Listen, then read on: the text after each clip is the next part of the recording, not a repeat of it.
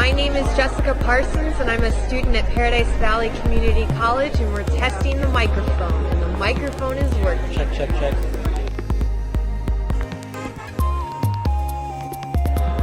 They get all teary-eyed because I just love nice. Okay, And we love you back.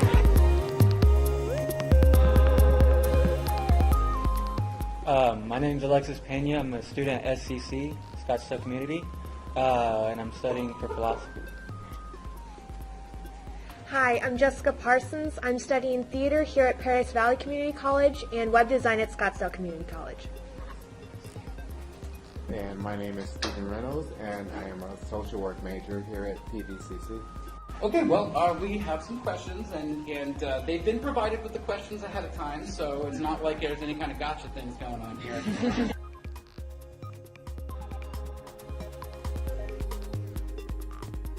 I've actually switched classes because one teacher offered a textbook that was $120 and the other teacher right below them offered a course that was $20. And I actually ended up switching the classes because of that, because I couldn't justify taking the exact same course with a more expensive textbook when there was a cheaper option available. It's one of those things that as a student, I have to look at that and say, for my semester, can I save any money any place? And usually textbooks are the place where I can do that. Since I'm an older student going back to school, for me, cost is a major issue. I've got 3 teenagers and I've got a 5-year-old. And so money is extremely tight. I'm always looking at the cost of books. Sometimes it makes a difference between maybe taking 12 credits versus sometimes I might want to take 15 and I can't because of the cost of the books and stuff. Because now I understand about the OER thing, and I have done the OpenStax as well. I get really excited because I understand that it's like, okay, that's like $200 or $300 that I don't have to pay, and that makes, that like I said, that's very critical because it makes a big difference in our finances. Every semester, they tell me to get you should look into getting the book, blah, blah, blah, and honestly, I'm just, no, like, that's way too much money for things I necessarily don't need. I just like to be frank about it, like, it's an unnecessary cost for me, because if I needed to look up the information, I'll go online or I'll speak with a professor. I'm not going to spend $150 on something that's just supplementary. I can just go online if I want the information.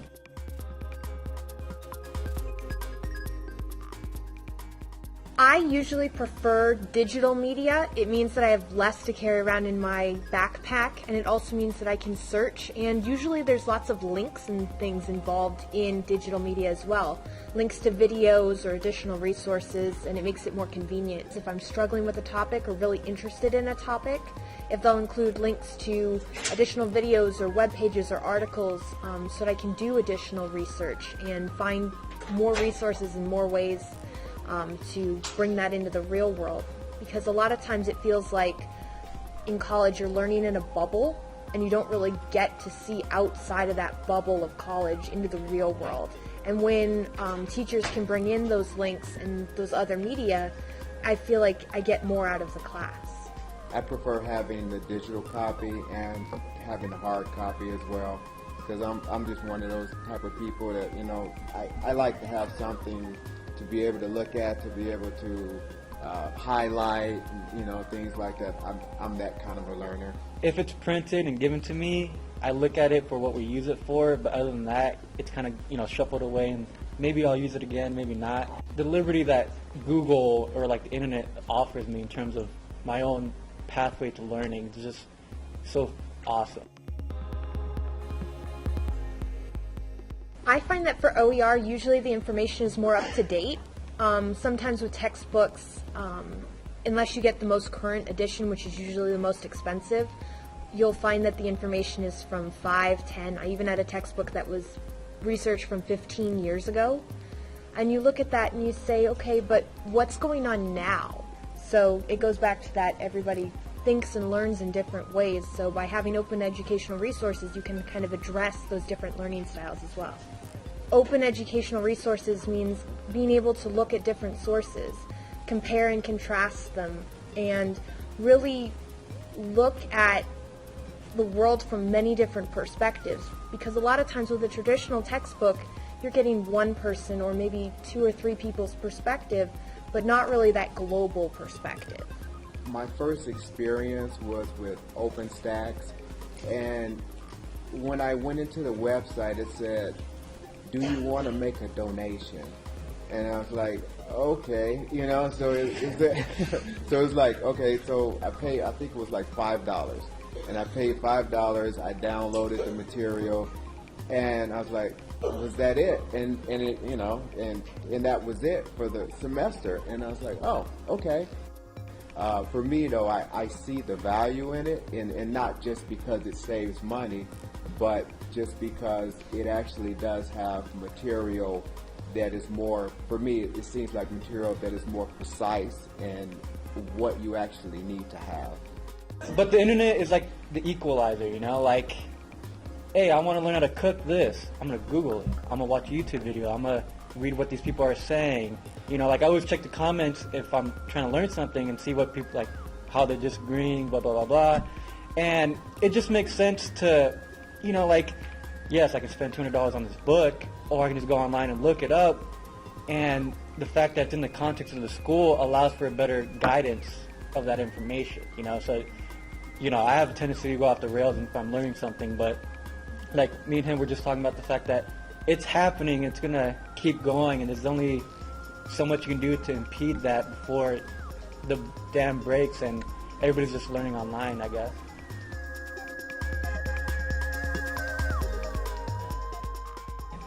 Like if I was speaking to you about it, it'd be make sure I'm sticking to what we're trying to learn about, just because, again, I like to go off the rails, I like to learn my own thing, but if it's not progressing towards this goal that the class has set for me, then I'm losing my path. There's always the course objectives, and you need to make sure you're hitting the course objectives. But if there's a topic that the students are really, really passionate about and understanding, maybe adding a couple of extra moments where you can teach more about that or discuss more of those topics. And at the same time, if students are struggling with things, finding new directions to come at it to help them understand things from a different perspective. I would actually have the comments for the professors that weren't using the OER.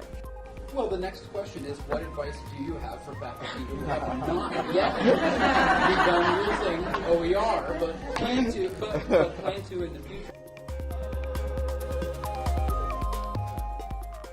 Because I wasn't very aware of OER, and I just think because of just getting the word out, like something like this, and just making even more of a presentation to more people, just to get more of the information out about OER is where it should be at. I've been, back at school for, on and off now for quite a few years, but now consistently for the last couple of years. And I had no idea about this. And it seems like it's been out there for quite a while, and it's new to me. I think part of it is also talking to the academic advisors as well, having them talk to the students when they're signing up. Because a lot of times those students, when they're first signing up for classes, don't realize these things and don't realize that there's these educational resources out there in these classes where you don't have to pay $200 for a textbook. I guess just realize the reality that, the information's out there anyway. And like for my philosophy class, I just look up the name of the book and I put PDF. And I just keep looking until I find that PDF file of the whole book. The information's out there, and for me, learning is a passion, and I'm going to find a way, And if it's a paywall, I'm going to get under, get around, get over. I'm going to find a way not to pay that money. Unless you require it for me to do the homework, but, that's putting me in a harder position in order to succeed, Because that funding I throw to that book takes away from my funding a living, honestly. We all got to hear Dr. Bompiani share with us his message. What to you all was the most notable thing you learned this morning that can help us? Or what was surprising? Well, like, is it okay if I speak? Yeah, go ahead. Well, just because, like, listening to it, it was as if he was talking to, like, students like me or my best friend. Like, I was born in Mexico, and we only had dirt roads and a one-room clinic. That's where I was born, you know? And my dad was a U.S. citizen, so I luckily got to live here, but from the outside, like, with the rest of my family, they would always judge me as lower than them, I guess. But the fact of the matter is, it's like, I was only trying to survive, you know? And me and my best friend, like, we're in, like, 5th grade, 6th grade, reading about Julius Caesar, like, going to the public library, looking for these books as a form of escapism, but a form of enlightenment. Like, when I see the word enlightenment, it means so much more to me, because it means I'm standing above the pit that I could have lived in. It's beautiful for me to be able to come to SEC, and I can pick out professors I go every day and I speak to. Bloom, her, like, my Grovac, my Dennis Avery, Jaco Pristo, Michael Valley. Like, me and her talk about Dostoevsky. I just read Paradise Lost. Like, I Skype with this Danish girl about Kierkegaard, and she gets frustrated that they're forced to learn it, but I love to learn it, you know? It's a way for me to become better than I am. And now when I go amongst my family, like, they like double look. They just, how did he become like this, you know? How did he not become like his mom or his dad, like, destitute? My grandparents are from Mexico. Like, my grandpa worked with his hands. My grandma was a lunch lady. Like, they scrubbed the floors, you know? And I'm scrubbing toilets in my work, you know? And I'm over here, like, thinking, like, you know, like, how did Dostoevsky write that? He bought me a book of William Blake, and I'm just like, how did he create such beautiful imagery with words, you know? And I'm scrubbing that fucking toilet. Sorry to keep my language. But it's just like, I'm mopping these floors, I'm helping these customers, but in the back of my mind, I'm exploring the knowledge, the enlightenment that I'm getting from this information, you know? And like, as I was with a kid, just a recap with my best friend, he's about to graduate ASU as a history teacher.